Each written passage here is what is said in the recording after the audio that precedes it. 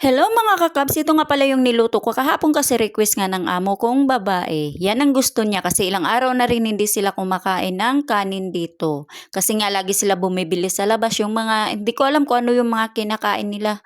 At yan nga pala, nung binabad ko muna yung manok, naghihiwa muna ako dyan ng aking mga ricados. Kasi nga nakababad dyan ng mga ilang oras kasi frozen nga yung mga manok nila dito. Alam niyo, yung mga manok dito, hindi na talaga yan yung mga healthy na pagkain kasi nga mga naka-frozen na yung mga yan. Abot yan dito ng 3 buwan, mga ilang buwan, bago yan nauubos dyan sa stock.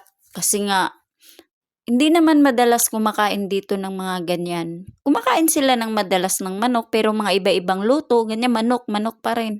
Ako nauumay na talaga ako. Buti na lang ako na kahit ako yung tagaluto, malaya ako magluto ng kahit ano yung gusto kong lulutuin. Kaya kahit papaano iniiba-iba ko yung pagluluto ng aking ulam or pagkain. Kasi dito hindi naman sila yung mahigpit sa pagkain. Minsan nga, inaano ka pa nila na magluto ka, ganyan-ganyan. Nasa akin na lang yung kung magluluto ako or hindi. Yung akin naman mga kasama dito, kahit naman ano na lang yung lulutuin nila, okay na sa kanila. Sa akin naman, wala naman akong problema kung kakain ako or hindi. Kasi kahit naman tinapay or biskwit, basta may kape yan, okay na sa akin. Kaya nga yan ang request ng amo ko kasi nga sabi niya sa akin matagal na daw hindi ako nakapagluto ng ganyan. Hindi naman ano sa akin na hindi ako nagluluto parang masaya na ako or ano.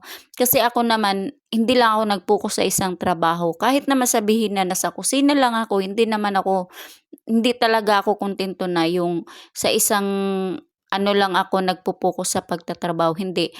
Siguro yung mangyari yun nag-focus ako sa aking pagtatrabaho dito sa kusina, kunyari may mga bisita ganyan, pero 'pag normal lang na araw 'pag ano wala, yun kahit ano na lang yung ginagawa ko dito kasi nga sa totoo lang talaga mas ano talaga ako dito relax yung hindi ako ano sa trabaho kasi hindi naman ako nila yung sinusundan, tinitingnan ko ano yung ginagawa ko, basta ako lang alam na nila yun kung ano ang ginagawa ko.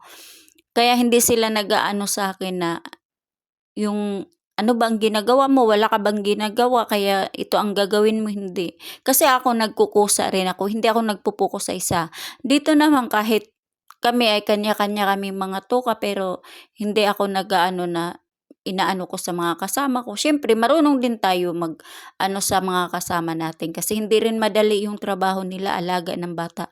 Ako talaga nasa kusina lang talaga ako kaya papasalamat din ako dito na kahit nasa kusina lang ako, pero kahit naman nagtatrabaho ako sa ibang mga trabaho diyan, okey lang din sa akin.